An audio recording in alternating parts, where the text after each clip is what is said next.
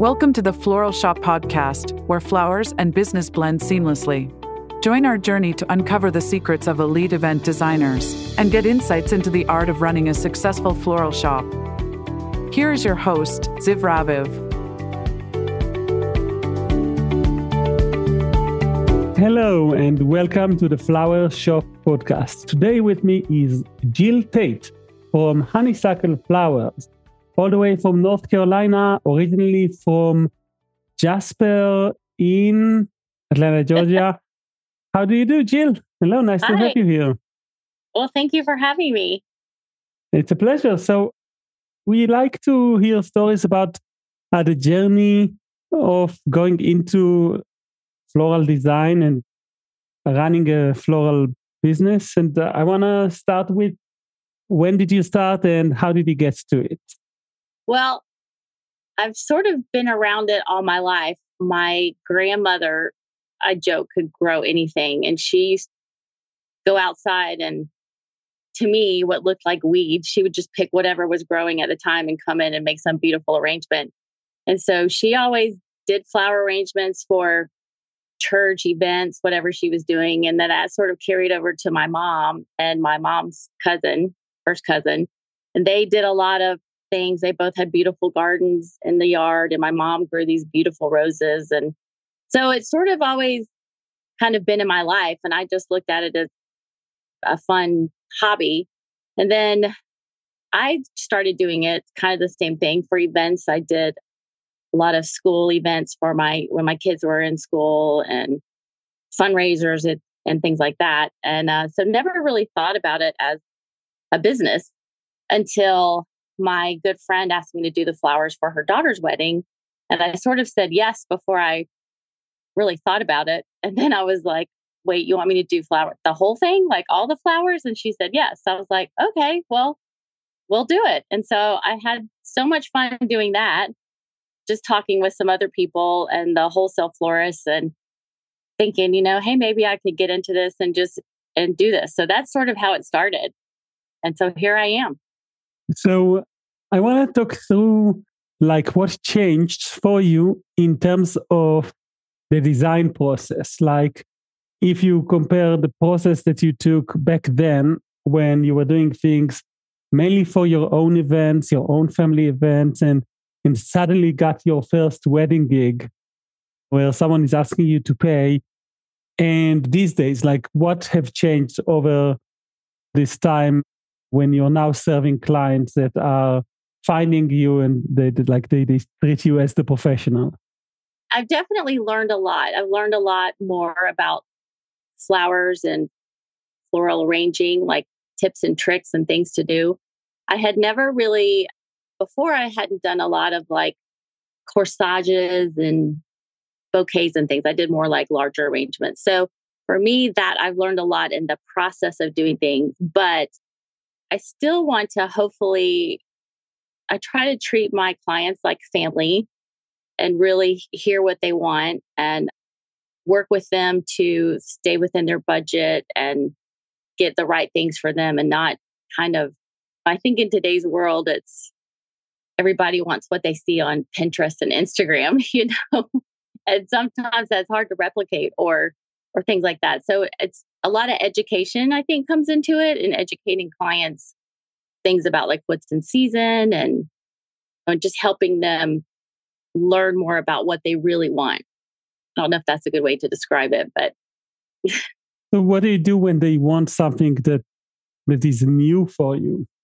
I will go for it. If it's something that I think I can do, I will try it. So I recently had a person that did a birthday party for their 1-year-old, and she wanted this, which was funny, but she wanted this, I don't know what you call it, it's kind of a swag, but she wanted a floral wraparound for the baby's high chair with flowers hanging down. And so she had a picture that she had found somewhere, of course, off of Pinterest or something. And I just replicated it. Of course, so my professional background is a nurse. And so as I'm making these for kids, things that go into my mind is I have to make sure all the thorns are off the roses and there's no wires poking through. And it's safe, not only safe for the little one, but also beautiful. and works. So that's the latest thing that I've tried that I just sort of did. But I'm happy to try anything and figure it out. What about refrigeration? Like a lot of florists at the beginning, they are concerned about how will they keep all those flowers in the right temperature Right. to keep them safe, to keep them looking good. How do you tackle Exactly. that? Exactly. Especially here in the South where we have lots of heat and humidity. I have sort of converted my garage into my workspace. So when I have flowers, if it's summer or hot, I have a air conditioner in there that I turn on and can keep it cold. We went back and forth whether we buy a floral refrigeration system thing and then in talking with some people, they were just like, if get a portable air conditioner and sort of make your own space. So that's what I do. Luckily I don't have the flowers in there for very long since if they're fresh flowers, I do them 2 or 3 days ahead of time. So far it's worked out good. Do you often get to a point where at the end of an event that you decorated, maybe a wedding or any other family event, and you have leftovers? And what do you do in that situation? Sometimes I do. And also a lot of times people, when they have events, they don't take the flowers home and they want me to come back and clean up. So I tend to donate them to we have several senior communities around or assisted living places. So a lot of times I take them over there and I'll put them in little small arrangements that they can put in a cup or something and just hand out to their residents. So lovely. How much would you charge? Like, what's the range for an event like that you're currently working with? When a client approaches you, you probably already have like a range in mind. What's yours? yeah, it really varies. I really try to work within their budget. And I try to usually charge a 20 to 30% fee for services and supplies and everything. But I will really try to work within their budget because I don't think flowers should break your bank. I know that there are a lot of people that have like a minimum. Like I've seen a lot of people that like their minimum is 10,000 they'll start with. And I know that they'll get a lot of young people. I've worked with a few young people that are doing the wedding themselves and, they don't have that kind of money to spend on on their flowers. I did have a girl last summer who she was pretty young. She was like 23 and she and her fiance were paying for the whole wedding themselves and her flower budget was $1,000. And so it was literally, I said, well, you can get a lot of greenery and like some baby's breath. We did simple things like that and then focused on the flowers that she really liked more in her bouquet. So, and then, a lot of them had to want peonies or dahlias or flowers that are more expensive or they may not be in season. And so that's where I feel the education comes in where I'm like, well, if you can't get a dahlia, let's get something that looks similar or that's more budget friendly. So I think everybody's different and you just have to see what they want. And a lot of them are just uneducated. They don't know, they'll be like, well, I don't like this kind of flower, but I don't really know what else I want. So it's a lot of showing pictures and working with colors and things like that. So I think it's hard to say what I usually charge. I think it depends on the individual. Do you sometimes get requests for just like a flower bouquet that you will deliver to someone? And how do you tackle those? Like, do you have some sort of a menu or how do you get through the conversation? They want to send some flowers to their grandma, I don't know what, to their wives. So what do you do? Right. I've done a lot of that. I've done birthdays, anniversaries, Valentine's Day, Mother's Day. So lots of times kind of the same thing. I'll ask them, I'll sort of give them a range. Like, do you want a small, medium, large, extra large? And depending on what flowers they want in it, if they have certain flowers they want, then that kind of dictates the price. Roses during Valentine's Day and Mother's Day, roses are more expensive than they are the rest of the year. So it sort of depends on the time of the year and what flowers they want. Again, so then I will ask them if they have a budget of how much they want to spend. And if they're looking for a certain thing, and then work with them with that. Sometimes though, I will, like for Valentine's Day, I just made a bunch of sort of small arrangements, charged like $30 for them. And, if people wanted them, they ordered them and then delivered them that way. So I think I'm kind of more of I don't know, maybe a personal florist where I really want to work with people so they can get what they want. How do people find you usually? Usually a lot of it's word of mouth, Instagram, Facebook, LinkedIn. I'm on all that stuff. How long do you spend on those platforms, like in a regular week? Is it something that takes a lot of your time? Yeah. No, I probably haven't spent a lot of time on it lately because I'm in the process of planning my daughter's wedding also. But I do try to get on there, and sometimes, especially Instagram, we'll try to post something every day, a little something, even if it's just a picture of flowers. I do like to grow flowers too and things. So I know I'm not on there as much as a lot of these influencers and people are, but I also don't want it to be like, I don't want to be like one of those in your face kind of people, if that makes sense. It does, and it really isn't something that is mandatory to get results. There are a lot of other things you could do to get people to know about you. Right. Even just building up real relationships outside of the screen thingies, and you could still actually thrive and bloom your business. So what are some of what's your vision for the future of your business in terms of what do you want it to do for you? I would love to. So I work part-time as a nurse right now, and I do love nursing, but I would love for the floral side of it to replace the nursing side of it. It's what eventually I'd love to do. And I would rather do, who doesn't want to play with flowers, full time? That's what I'm hoping will eventually happen out of this. Nice.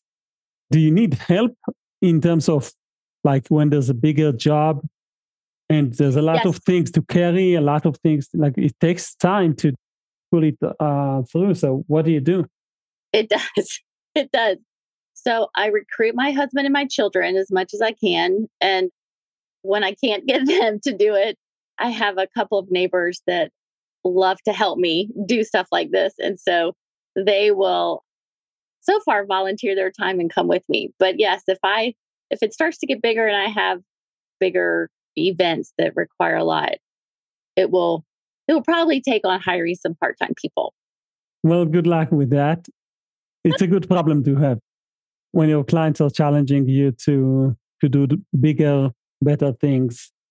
You grow with the business.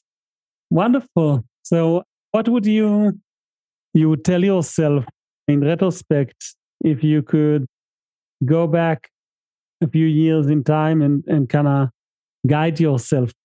What advice would you give yourself? I think if you really find something that you love and you're passionate about it, go for it. Explore your options. I think I probably grew up in an age where you got to go to college, pick your career and stick with that and work hard. And some of these things that we thought were like fun or that my parents thought were fun would not be a lucrative business. So I think everything is worth a try. Give it a shot and see what happens, because you just never know. And if you do it and you fail, at least you tried. But if you don't do it, you would never know. Nice. Love it. Thank you. Well, Jill, I'm now going to invite you to play in the Floral Shop podcast game show. And let's hope that you manage to cross through the trivia game. Are you ready? I'm ready. Okay. Question number 1.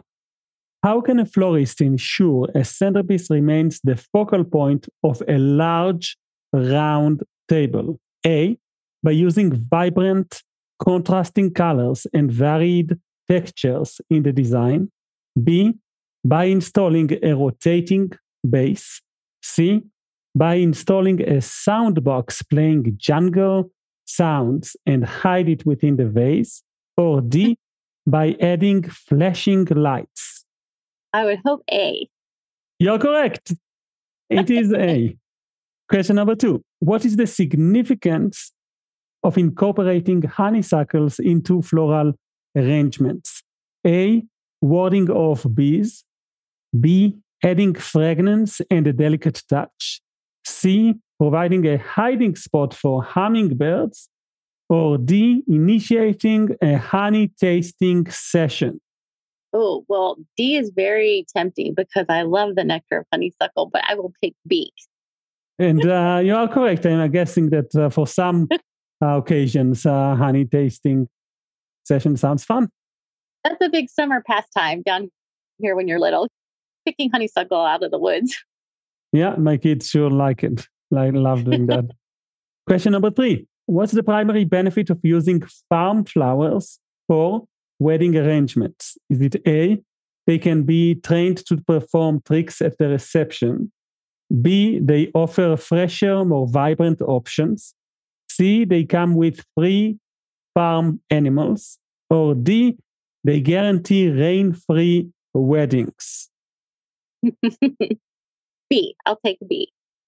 And you are correct. And I wonder, how often do you have rain-free weddings in North Carolina? I guess very often. It depends.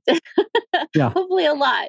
There have been, we get a lot of afternoon thunderstorms, so you never know what you're going to get, especially in the summer. Gotcha. Question number 4. How should florists prepare for outdoor weddings installations to handle unexpected weather? Well, just on this topic. Is it A, install a giant dome over the wedding area? B, only choose indoor weddings? C, have a weather wizard on call? Or D, use weather-resistant varieties and secure installation properly? D. You are correct. We could all use a weather wizard, but I'm not sure that we have the 1-800 number. Well, if you find one, come this way. And now for the question number 5, the last question. How can a florist extend the vase life of cut flowers? A, by singing to them every morning. B, by putting them in a freezer overnight. C, using preservatives in the water like flower food or a bleach solution. Or D, letting them watch their favorite movies. C. And you are correct. That's how you keep the extended vase life of cut flowers. And you, Jill, won the Floral Shop Podcast game show. And the prize of today is a complete Google ad campaign that we will set up on your account for you for free. And you could turn it on, turn it off whenever you want to attract more people to look into your website. Congratulations. Awesome. Thank you so much. So my team will schedule this with you. And once we're ready with original and unique copy for your specific business with all the honeysuckle jokes and puns that we could find and craft. And we'll show you exactly how it's set up. And that way you could manage your own advertising campaign whenever you want some more events. Great. In the meantime, I want to thank you, Jill Tate, for sharing this time with us and sharing with us your story. And thank you, everyone, for listening for another episode of the Floral Shop Podcast. Bye-bye. Bye-bye. Thanks for tuning into the Floral Shop Podcast. For more floral resources and stories, visit our website, floralshoppodcast.com, or step into our school at floralshopacademy.com. Don't forget to subscribe for our next flowery adventure. Keep blooming until we meet again.